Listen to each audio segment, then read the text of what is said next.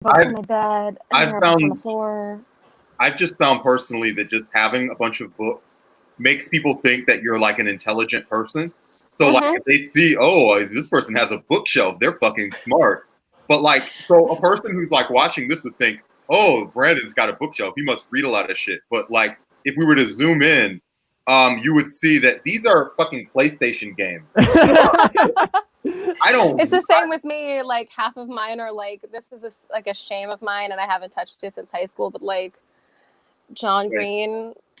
Oh God. Yeah. So I don't. That's not really intellectual. I got some good old fashioned. Oh yeah. I mean, Harry Potter is theory. That I had. It is. Harry Potter is theory. That's neoliberal theory right there. That can't be denied. I love it, and I hate that I love it. Yeah, listen, you don't have to read another book. It's fine. Whatever makes you comfortable. Just read one book for the rest of your life. Read one book and enjoy it. And that book, of course, is the Holy Bible. Oh my God, that's funny. I'm actually stacked on a Bible right now. That's the only thing that it's really good for. I actually have a Bible. I have a Bible over here right now, just by coincidence. I also have a Bible somewhere in the room. It's a what if you were doing a leftist podcast and you have a bookshelf behind you that makes you look all smart, but then it zooms in, it's just all Bibles. Just all Bibles. All Bibles. The only reason that I got this Bible was it was back in 2012 when I thought the world was going to end. And I bought the Bible because I was afraid. Oh yeah, I've been telling everybody that the world ended and we live in a hellish nightmare that is like the punishment for humanity's crimes. And I love that for us. I know you said you wanted to start off with black pills, so I've got to thank you right off the way. Long dong, 10 centimeters. I don't know if that's big or not. Hi, what is this? These are the kind of quality of comments we get on Twitch. It's really incredible. What is this? I love the Twitch community. What is this? That's a good segue. A question that's hard to answer. Gosh. Yeah. What is this? Like this? Oh, are you referring to like the stream, or like the world, or like consciousness? I don't know. What are like other hippie things that people talk about? The universe. Yeah. The human race. Yeah. Something about karma. I love how I'm acting like I don't know spirituality when I have like witchcraft books and like, tarot. I have a tarot book. Is sick of this. Wants us to get to the point. What are we doing? So we're a shit posting political podcast. We're vibing. And Bad Praxis is a shit posting political podcast, and we have brought the two shit posts together for a shit storm. That's right.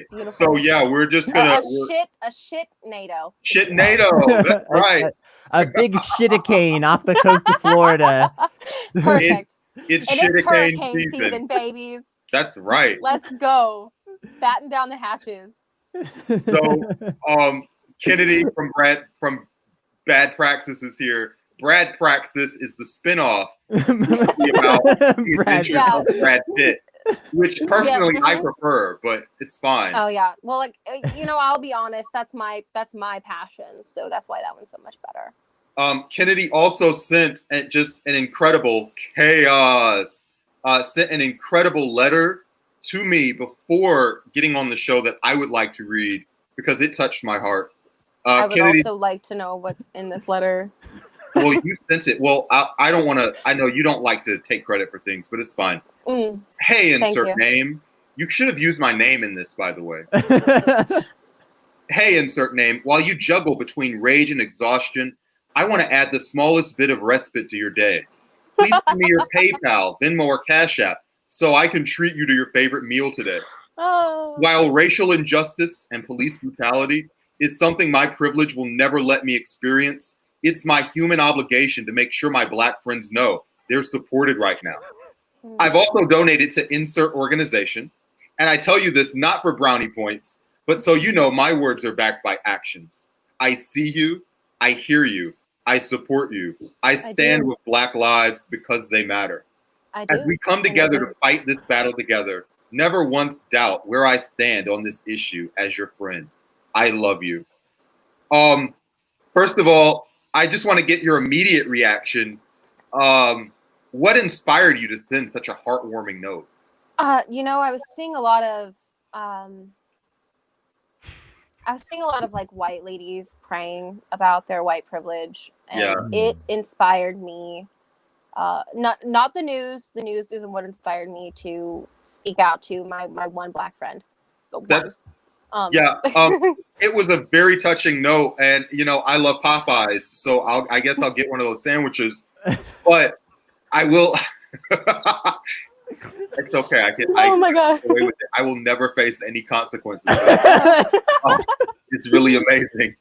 But I just want to note, just as a constructive criticism, you never mentioned that I was valid. And so now for the rest of the day, I'm not sure whether I'm valid or not. Oh, shit. Oh, no. I'm so sorry.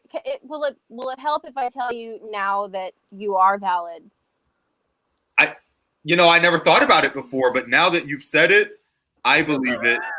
I'm valid. I guess. I'm glad that you needed me to validate you. That makes me feel good as your ally friend. But mostly ally. This is really what it's all about. This is the unity that a Biden administration will bring to America. Now we just need to hug a cop.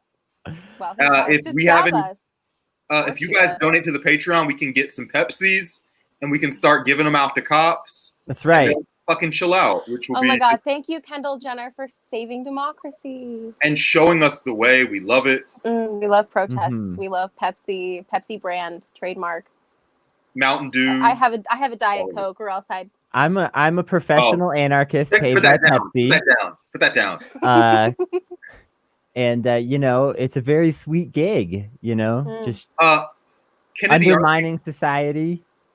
Aren't you high up in Antifa? Aren't you the CEO? Andrea says she's the CEO, but you're some sort of. I'm the vice president of sales and marketing for Antifa West Coast.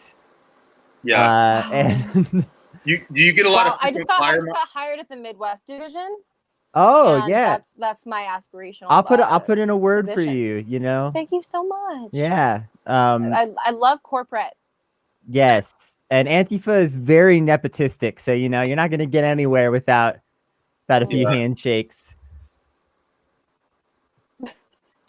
Do we like Trump? That's a good question. We talk about Trump not enough on this show. Let's just do a quick roundtable.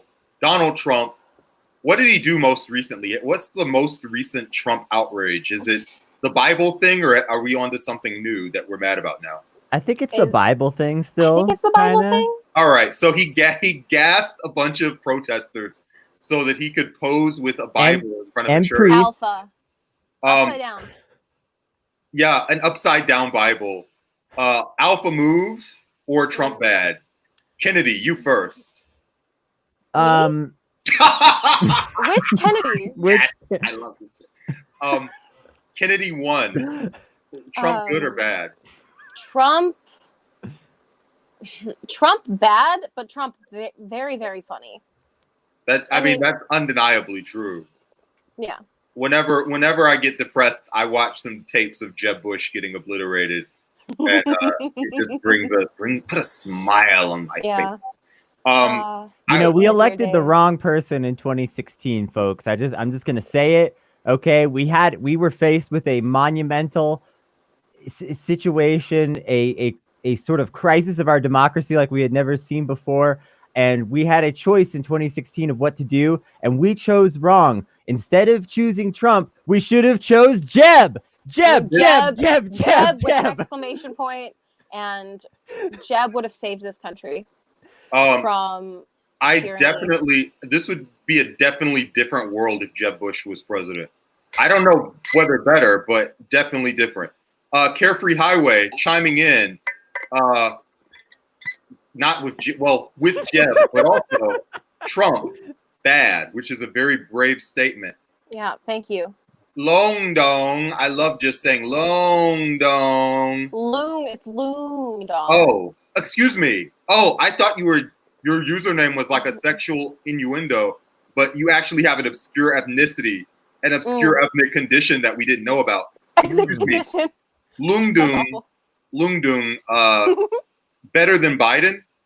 Better than Biden. I think it was just an affirmative statement. Funnier than Biden. Although watching Biden's brain come out of his ears has been pretty funny. Yeah. No, that's not a funny joke to say anymore because of the guy. Has Trump ever told a story funnier than the corn pop story? No. What about that? No, because no, but Trump's never told a story where he's the butt of the joke. I don't know if he's ever. His life is a story, though. Is I guess Biden's wow. Whoa. Oh, it's Ren. Yeah, we thought we had like an actual fan, but we don't. It's fine. Every time we see a new commenter, we're like, the show's picking up momentum. Big things are ahead. Then it's just Ren made a new account. It's just Ren got banned from Twitch again. It's fine. Ren is defended now. Very good. Very good. Yeah, I don't know. Are we done with Trump bad? Did we agree that Trump is bad? I did want to say, I think there's a wonderful irony to Trump being forced to drive the priests out of a church before he can enter it, and then not even being able to hold the Bible right side up. It seems like maybe there's something going on there. I don't know what. Maybe someone who's more he's like being repelled from the church. It definitely seems like the Lord is sending like the vibes. Yes. Of deep concern. Like, you are not wanted here, my dude. The Bible's gonna singe this dude's hands when he tries to touch it. It's not great.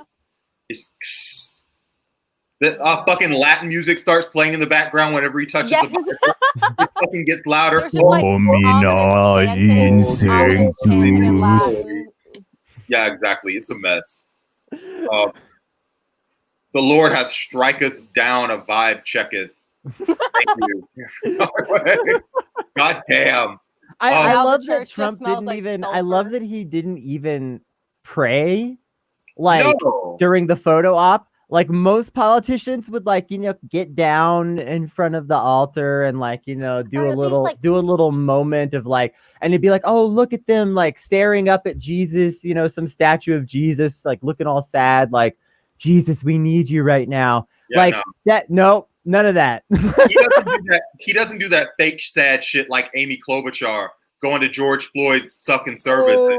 Oh my God. That was honestly the most disgusting picture I've ever seen in my entire life. Like, unironically, without humor for a second, I hope she has a conscience so that she thinks about.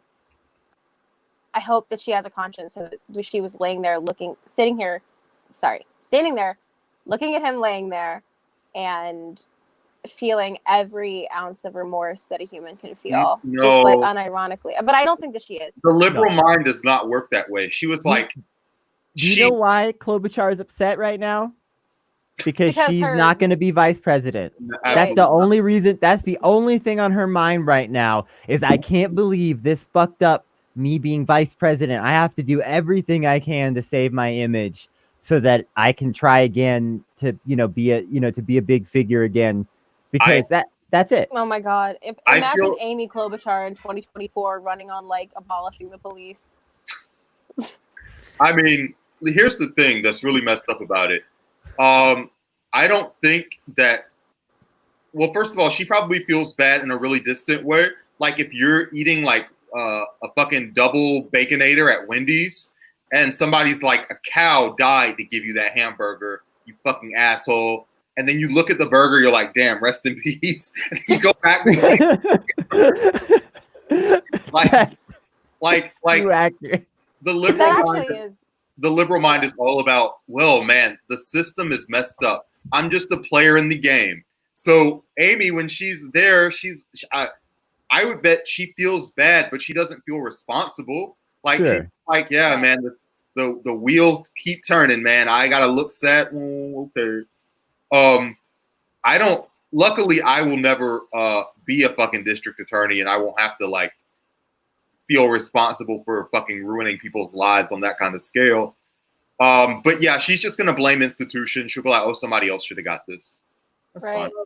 And like that's a more accurate comparison than I think I even realized at first, because like there is a real like in like the same, not the same obviously, because what happens to humans will always be like on an entirely different like level of brutality, Of but course. there is like a same logic to Right. the like industrial slaughter that Black people face through slavery and then continued through, you know, the prison industrial complex. And, you know, like I feel like I'm one of those like vegetarians. I promise I'm not trying to compare the slaughter of animals to the slaughter yeah, of humans, but the same logic of just right. This is what like the your system is hands built off on. if it's a Yeah. it's so Yeah. hands off. I don't feel there's nothing I can personally do about it, you know. It takes a certain kind of like, I don't know to what degree political courage is real courage. I mean, it's like you're throwing away a promotion at your job and you built Right. your life around the job, like whatever. But there is a certain amount of political courage that comes with like putting your hand in the gears and trying to slow things down. And it's something that's very, very rare and nobody does. Right. Look, Minneapolis is defunding their police department. And like they're effectively abolishing the police department in Minneapolis. And aren't they like starting with taking like cops out of schools and stuff? Yeah. Yep. That Like seems that's huge. incredible. That seems impossible. Yet here we are. In 5 years, like just depending on how it goes, they could be a model for the nation. Yeah. I think it's so funny because have either of y'all gotten, what are you going to do without police? Someone's going to come to your house and beat your ass. You're going to need the cops to come and get you. And it's like, Oh yeah. dude, if I get my ass beat, the cops aren't going to be here to stop anything that happens to me. Right. I have a story about this actually. A neighbor who was in a moment of crisis. This was back in 2016. I was still a liberal, so forgive me. I did call the cops. He shot something at me. I wasn't sure if it was like a pellet gun, but there's a hole in the side of my house, so I'm pretty sure it wasn't a pellet gun. You know, it was a gun. And I called the cops, and they didn't get there for 3 days, and then nothing happened. So. Shit. No, I'm dead serious. So like, oh my god. when people are like, hey, "What are you gonna do when you get hurt? Like, are you gonna call the cops?" No, because I don't have time to wait for 3 days if I'm bleeding out or if I'm being assaulted. I'm probably just gonna have to take care of it myself. So But I mean, I think that's the mode of most people, even if they don't acknowledge it. Yo, you know who believes in those myths about police officers the most? And we talked about this in our propaganda episode yesterday. The police.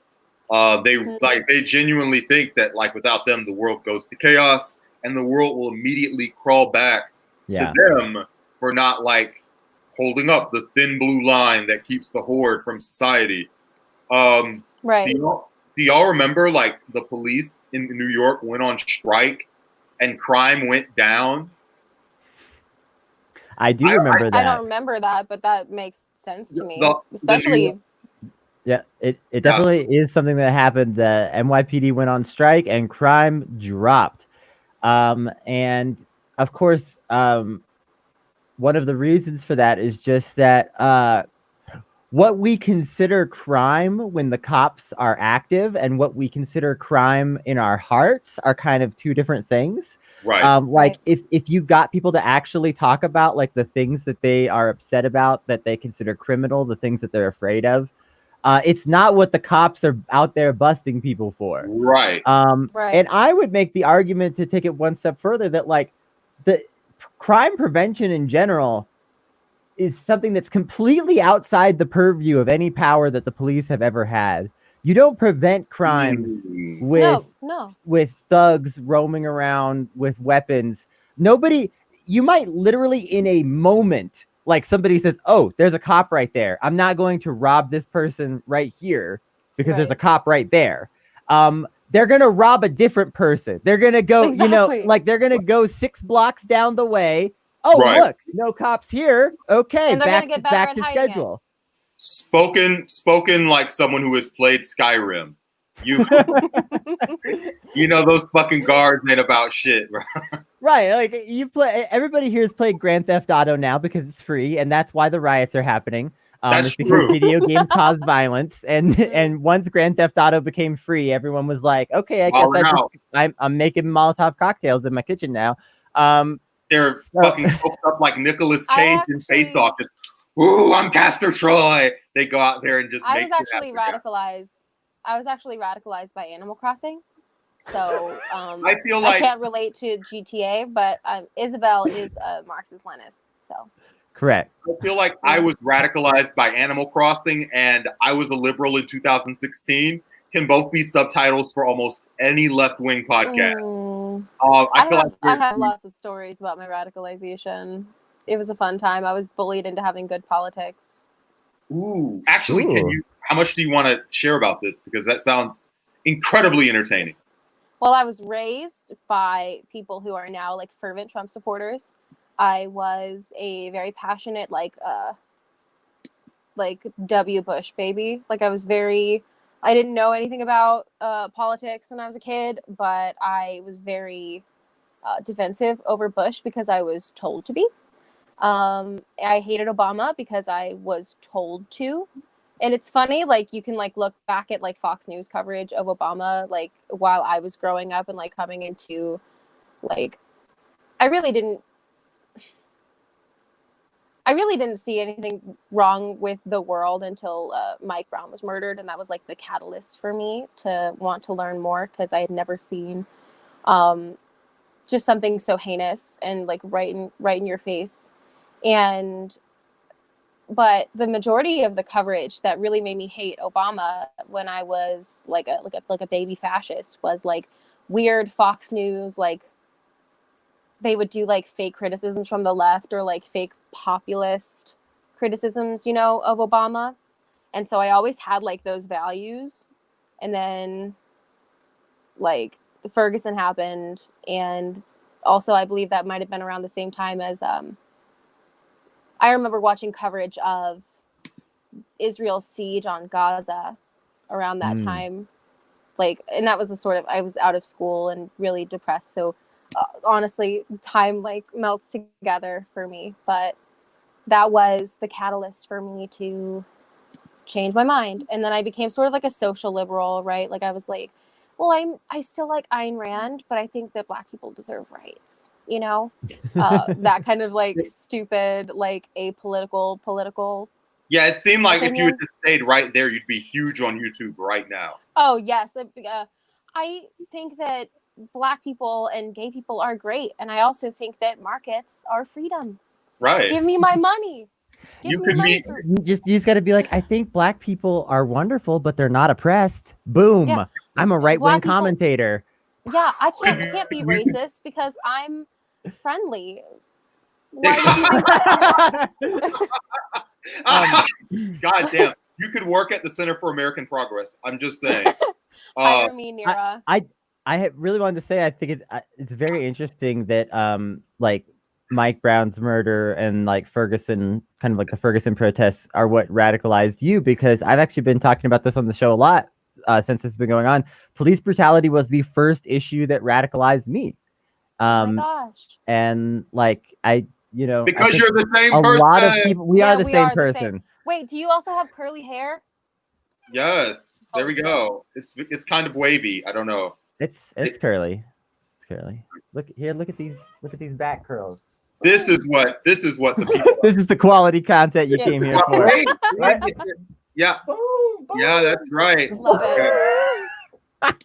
We got ringlets. That's right. We got them here too, folks. You can't tell because it's hair washing day, and so my hair looks like help. Fine. But yeah, I think that I could say right now that I think this is an issue that is radicalizing a lot of people. I mean, right now as we speak, I think I could definitely speak for like the people that I know. A lot of them have, decided that like the wishy-washy kind of neoliberal policies that they've been being fed aren't going to work. And that's exactly how I felt when I first started like confronting and working with this issue. Was like that I just kept seeing, I was like, there's no solutions here. There are no solutions in the currently present political dogma to the issue that we're facing. And that's what we see right now in a lot of the response of the leadership around us, is that they have no solutions. They have no answers because their entire system rests on this oppression. First of all, Kennedy, what video? What was it? A video or was it a specific case? Because I remember we have talked about this in the past. And since Maine Kennedy already gave her story, I think you should also give your quick. That way we have structure. I can't remember.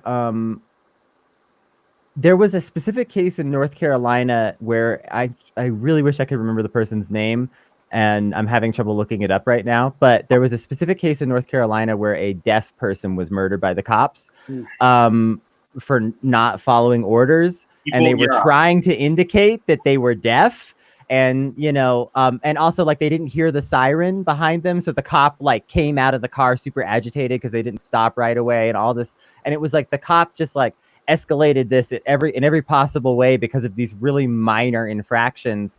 And I remember just being really horrified by that. Something that I don't think I've ever discussed on the show is like I studied the language that I studied in college was ASL, and I'm not very good at it now because I never practiced. But I have, for a number of reasons, I've kind of long had like a certain amount of like special empathy for deafness and hard of hearing people, and just like all that kind of stuff. And just reading this case where this deaf person was killed for being deaf, basically by a cop, was so horrifying to me. I believe that was like the first case that really set me off, and this was a long time ago. So was about 10 years ago. But this was like the first case that really like made me be like, holy shit, what the fuck is going on? This is so completely inhumane. This is so completely against everything that everyone has ever told me about the way that we treat people in society. That, some people are different, but we'll accommodate them. And like just that realization of like the lack of accommodation also like helped open my eyes to like what racism was really like in this country. Because then it was like, then as I learn more, it's like I start to realize it's not just like disabled people that are being treated this way. There's whole groups of people, Black people, Native American people in this country that are being oppressed, every single day by this system. And that just kind of sent me down the spiral. And I've told Brandon, this story before, that like I was just ranting all the time on Facebook about police brutality, and people were like calling me mentally ill because I'm so upset. And I'm like, why aren't you upset? I don't understand how you can be there on the other side of this interaction and be like not upset. And I still kind of don't. What a cuck. How can you be upset about police slaughtering people? What's wrong with you? No, because they understand instinctually that is how you get the hamburger. They haven't read a book about like how the hamburger gets made or anything like that. Like none of us have read books about how Wendy's works. We just know where we want bacon and it comes and it's in the fucking refrigerated truck and we know where it comes from. Yeah, you talked about that earlier. Just it's so baked into our electoral process that there's no single election that can fix it. Especially because not only do you have the mayor's office, the DA, the governor, the chief of police, you also have institutions that aren't elected, like homeowners, real estate property investors, police unions. None of those things are like electoral. Yeah. I was going to say that was the big thing that I was going to mention, like, especially in New York. I'm learning about, I don't live in New York, I live in Ohio, so I'm just surrounded by like racism and corn. So I don't really know, like, but as I learn more about like the police unions and the power that they have, especially in New York, it's terrifying. And why, you can see why politicians get like sucked in, like people who have good ideas and, who maybe at one point had good hearts and a lot of empathy, or, thought that they did, because who knows what a politician actually like what kind of person goes into that line of work, right? But people who think that they can affect change, and then they get into these institutions and they're like, oh, the cops control me, not the other way around. Correct, because Right. those are the people that live next to you. Like, Right. you wake up and like the cops can just walk in on you while you're having your fucking morning coffee and fucking scream at you for doing something they don't like. And yeah, and also the cops are your security. I've talked about this before. Like you don't have a fucking paramilitary to Alex Chi makes the apt statement, police aren't on the fucking ballot. That is That's correct. my co-host. Oh. Hi, Alex. Duh. Yeah. Hi, Alex. No. Yeah, they're not on the ballot. You got to come on the show too, by the way. We got to get like a whole complete crossover. We'll do it in the future. But yeah, they're around you all the time and they've got guns. So, you know, the culture is what the culture is. Right. And when these politicians tell you, like, go out and vote, like they never, first of all, in most of these cities, these are the Democrats that ran for office. Right. Seriously. Yeah. So it's like, who the fuck are we supposed to vote for? That's the other thing. They never mention anything systemic, like, oh, you need to vote to get rid of your county commission because they're the person that's gumming up the work. It's not like they're like, oh, here's a ballot initiative. Yeah. You know, that I put up that's gonna change the way policing. They're just like, go vote. Like we joked about this days ago. When Keisha Bottoms is like, go vote. And it's like, we already voted for you. Like, what else are we supposed to vote for? And like all the energy that they see in the streets is so scary. And all that they know, the only way that they know how to challenge it is by telling people how to vote or telling people to vote.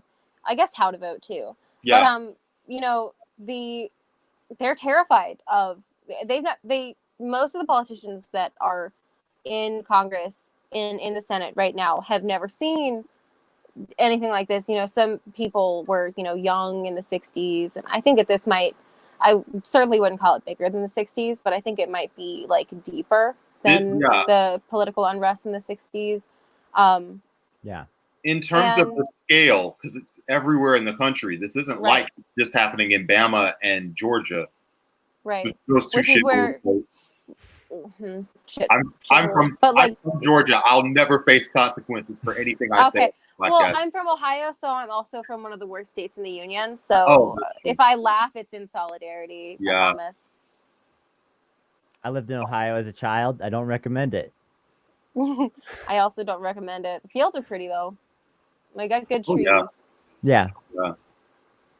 Look, the whole world is. Are there any ugly parts of the world where you're just New York City? Oh yeah, never mind. Yeah, it's true. Disgusting. Something to remember when they knock on your door to ask permission for a Keisha yard sign. Hey, look, we supported Vincent Fort. He came in like 4th, so whatever, y'all. The machine in Atlanta. I mean, Atlanta's a machine politics city, just like anywhere else. Yeah. And the machine was Keisha, so you know, and they haven't lost an election in like 20 years. So it is what it is. You know, they're plugged in. When we talk about this, though, the police, they have basically, when we talk about the mayor response and the police response, and to a certain degree, the celebrity response, it's two things. It's brutalizing the dissent and it's co-opting it. So if they can get away with both of those things from like both ends, it's kind of a good cop, bad cop kind of deal. So, you know, if the cop will come out here and fucking do a dab with you and then just beat you with a stick an hour and a half later, right? That's an excellent dab. Right. Maybe at the end we'll all dab together in solidarity for truth and dabbing on the protesters by like throwing tear gas canisters and then immediately hiding your face. Yeah, man, exactly. So, but that has limits because if you are plugged in enough and you are outraged enough, then you can't be co-opted because your demands are outside of the comfort zone of the system. So the demands that are inside the comfort zone of the system is shit like an accountability day where if you've gotten your ass beat by a cop, you have 1 day a month to go to like a town hall with like a rotating board of like 2 cops and they'll sit there and go, oh, that's really sad. You know, you're valid. I love your experiences. I'm going to pay. I hear you. Yeah. So, yeah, the cop sends you a fucking message and it reads, I'll never pretend to know how you feel right now, which makes my role in this movement all the more necessary. I won't read those things. But, fuck. insert name. Like, and if you are, patient enough, you also can't be brutalized because the political consequences are too much. And the police are human beings that take shifts, and they're fucking burned out already. It's only been a week of this shit. And police, what is it? 84-hour weeks now. They have. Yeah. Like human beings are not meant to work this hard. And I think it's part of why they're bringing in like the fucking prison guards, why they want the National Guard, why they want the army. Like they just literally need more human beings to be involved in this because the police are not like they're there to like beat up people who shoplift. They're not there to like literally. They're there to like chew loiterers. They're not used to having to actually work this much. But a human being just can't do the shit. So we've got like mass resignations. New York cops, they said 6 a day are just resigning, which is a lot. Bye. Like that's like 60. Well, you're probably wondering how could 6 a day be resigning? Do you know how many cops there are in New York City? Are you asking me? 38,000. 38,000 cops in New York City. That is a small town of just fucking a police. But you know what? Insane. But you know what? 38,000 is not enough to police the city of New York. Like that's what they say every day. If the city of New York refuses to be policed, then it just won't be fucking policed because it's a city of 6 million, and that 30,000 just can't physically do it. Someone's saying, "Oh no, they are being paid overtime by the taxpayers." First of all, that overtime is a fucking jip. Like it's not real. The overtime you get hosed out of it all the time. You don't collect. Maybe if you're a normal worker, I think cops tend to have these like unions and benefits and things. What's that? I've never heard of a benefit or a union. Yeah, well, you should become a cop, and then you'll. Oh, maybe. Yeah. Workers' rights. That's right. I believed in unions so much that I became a cop. They have the most unbreakable. I heard they had unions. That there is, yeah. That's all I care about because I'm a tanky and I just cling on to words. Not only are they a union, they are an armed union. Oh shit. Yeah. Wait, am I hearing that there's a group of tankies that like cops because they're unionized? Is that what the implication of that was? Or I'm was just that like I'm just implying that as like a hell joke. Okay, I was going to say, like, please tell me there aren't leftists saying that that's okay. I'm sure that there are, unfortunately. You ever talk to tankies? Jesus. I mean, like...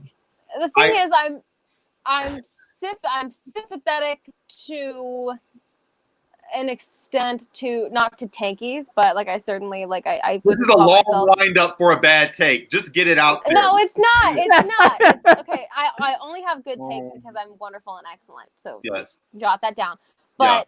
I get a lot of the. You're right. It's a bad take. I'll stop. No. This is not what I wanted it out. What do you? I'll say I'm sympathetic with MLMs if it'll make you feel better. Like. Well, I'm certainly like I am sympathetic. I'm anti-sectarianism because I think reading books is stupid. But you have come to the right place. Let me tell you. But I'm incredibly sympathetic to people, not only just people who are like, the ideology itself is fine. I think that the people on Twitter that take it to its worst extents and are also like creepy, like lolly anime abbies. I feel like those people don't deserve rights. You know, it doesn't matter what your politics are. If you have an anime avatar, you're bad. You're bad news. Yes. It's true. Very bad. I feel like that can be described for most of Twitter. Just the dirt worst of whatever subculture. They all get there and they all tear each other up. The only good Twitter subculture is like the fusion of stan culture and MLs on Twitter is the most beautiful thing. Solid fan camps. Like people who like like their avies are like pictures of Taylor Swift with like a red star cap on. Best people. Best Right. people. They're the ones that are probably watching the show, especially your show. Yeah. So yeah. I keep bad praxis in the know of stan culture. I sit on the outskirts of the standum, if you will. How come y'all only do like one episode a month? What is happening over there? Depression, and Bob works full time. That's it. He's got to be like us and just keep recruiting more and more people. Yeah. We're working on. We've been doing more lately. We did like 3 episodes last month. Don't call me out. 3 episodes in a month. That's wow. Look, that's a lot for us. Okay. I am at capacity. I do not know. Yeah, capacity with 3 episodes a month. We cannot record anymore. I will let you know when I am ready to do that much emotional. Are you in the right headspace to hear information? I am not on the right headspace to podcast at all. Yeah. I'm in the wrong headspace to do anything. Are you in the right headspace to make a podcast that will hurt you? I mean, it just depends on who we're hurting, really. It just depends. True.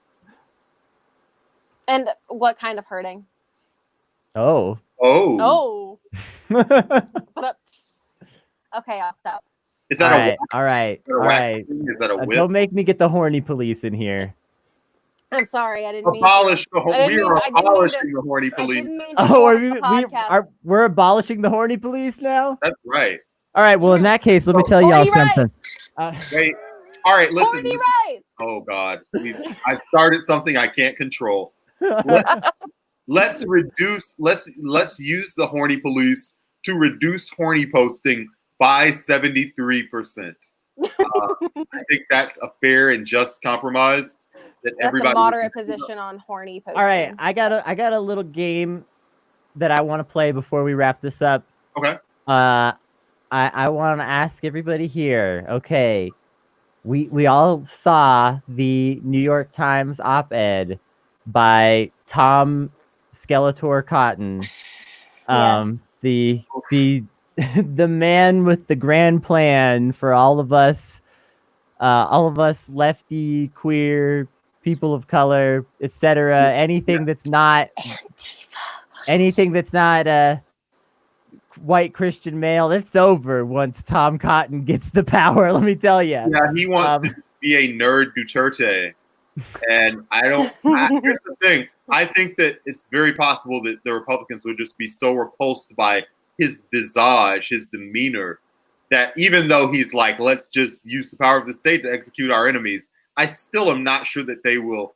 I think that's what they want in their hearts, but they might not want it from Tom, because Tom is just a dweeb. Well, on the subject of not wanting it from Tom, I wanted y'all to make a prediction. What will be the next controversial NYT op-ed? Who will they feature for a completely horrible Harvey Weinstein? And what will that take? What will that take be? What will Harvey Weinstein's terrible op-ed be about? It'll be about how Ronan Farrow. Well, no, that op-ed actually already came out. That will be in the news section, not the op-ed section. It'll just be printed as fucking news. As news, yeah. So the next op-ed will be Ghislaine Maxwell talking about how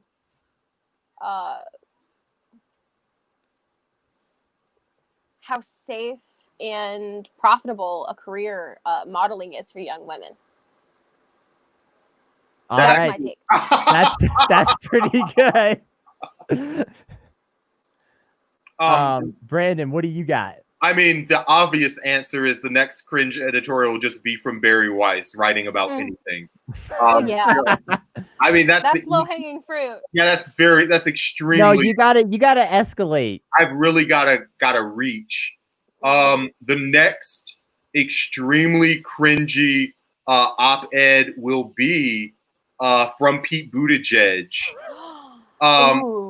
Yes, he's running for mayor again because The police brutality problem clearly was not solved. They did not. They were not brutal enough. He's going to regulate the streets with a dance and a song in his heart. Pete's gonna. Hopefully, it's not by Panic at the Disco this time. He's gonna have a little picture with his fucking sleeves rolled back, and he's gonna be wearing a police uniform. Yeah. I hate that I can see it. And I can see like an article in GQ about how he's like the next, like he is the wave. Wonk so sexy again.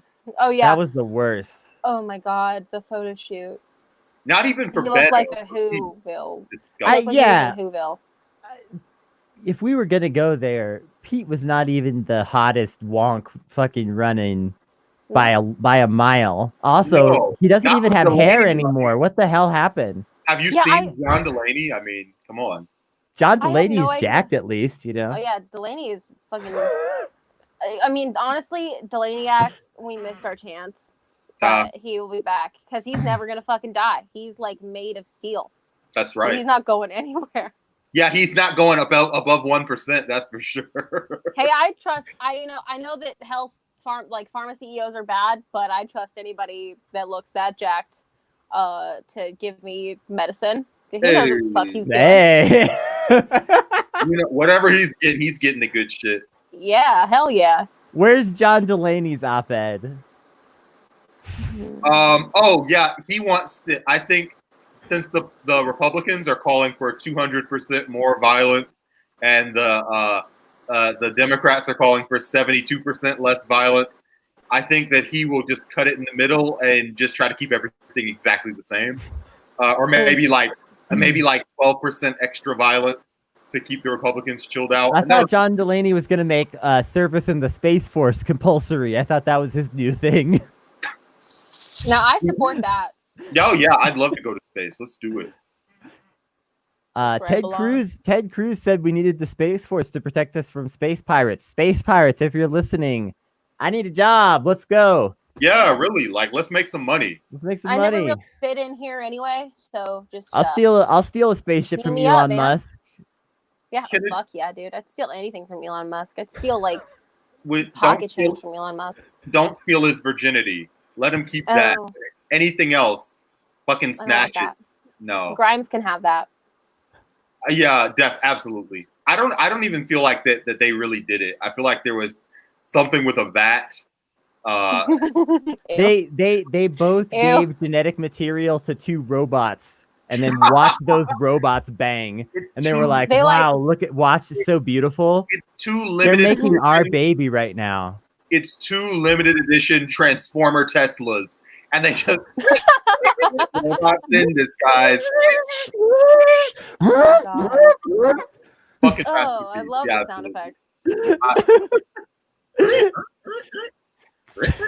See, like Grimes doesn't have a corporeal form, so like she's just like a floating cloud of mist. Yes. And so he just had to like spray it just in her general direction. That's all that happened. You can't. I was gonna sorry. I was gonna say you can't tell if they're having sexy times at Elon Musk's house or if they're just watching a Michael Bay movie. It sounds exactly the same. The same sound effects. Megan Fox is there. Lots of explosions. When Elon Musk is fucking, he does the Optimus Prime voice. All right, let's wrap this up. It's clear that we've degenerated entirely, that there's no brain cells left. We've used up everything that we had on this stream. Kennedy from Bad Praxis Pod. You can go there. You suck. Thanks. Yeah. You thought I was gonna plug you, but actually I'm just gonna insult you because this right. I feel like this Kennedy rivalry is still very unresolved. No, clearly we have to do this again. Maybe on our podcast. Yeah, absolutely. I'm just saying. Yep. And really duke it out. Yeah, definitely call us like a month from now when y'all feel like recording again. But okay, all right. A totally different world. Yeah. Look, maybe I was a little harsh. I know some of the people out there watching have bad taste. If they have bad taste, how do they watch bad praxis? Oh, well, if they have excellent taste, they can find, well, we post all our episodes on our Twitter, which is just bad praxis pod, and we post we have a Spotify, which is also, I want to say it's bad. Actually, I am very bad at plugging. I'll plug our Patreon, which is badpraxis.com, redirects to our Patreon, and everything is free, so just listen there anyway. It's actually incredible that y'all got the domain name and put it with the Patreon. That's so much smarter than us. It's actually disgusting. Well, we are very smart, so sorry. We have done everything as a podcast in the worst, sloppiest possible way. It's just horrifying. Well, everyone knows that Bad Praxis is the most organized and well put together podcast. It's true. So, that's what we always say when we're talking about you guys. We're like, if only we could be as organized, professional, clean, and family friendly as Bad Praxis podcast. The most family friendly podcast. It's actually good praxis to listen to Bad Praxis with your kids. Which is a weird contradiction, but it is true. Get your kids in the room and do it. Indoctrination. Yes, absolutely. Actually, I don't know, because I feel like Pete's dad and Kamala's dad were both Marxist professors. So you know what? You're right. Don't push them too hard. I feel like when we have our host Rachel comes on, is like, yeah, I'm teaching my kid to be a revolutionary. Don't try too hard, because you can easily have a kid that just grows up to be like a Pete bot. Just let me tell you something. If you want to raise good children, you need to be a horrible narcissistic parent and raise them conservative, regardless of what you believe or you know what beautiful things that you wanted to impart. Forget all that shit. Just teach them to be as awful as possible, so they feel bad about it. Exactly. Then in their 20s, they'll reject it. The rest of their lives. Yeah, and they'll spend you heard us talking about our cringy past here today. We're so horrified and ashamed of those things that it forces us to be better leftists every day. You need to instill that horrible, shameful feeling in your kids, and that's the message from this show today. That's the moral. That's the moral. The best way to become a good ally is to feel like shit all the time. That's just literally true. So Kennedy versus Kennedy, we didn't have a winner yet, but the loser is all of your children. All children everywhere have been defeated. Yes. Suck it, kid. You're a fucking loser. Just emotionally beaten down. Get out of here. That's fucking right. Babies don't even pay taxes. That's right. Yeah. Pay taxes, you little brats. All right. Thank you so much for watching. We are Not Safe for Wonks. Patreon.com/notsafe. At NSF Wonks on Twitter. Search for Not Safe for Wonks anywhere that there's internet, and we have internet. We're online right now. See, we have the internet. Yeah. Internet exists. Bye, everyone. There is internet. All right. Out of here. Bye.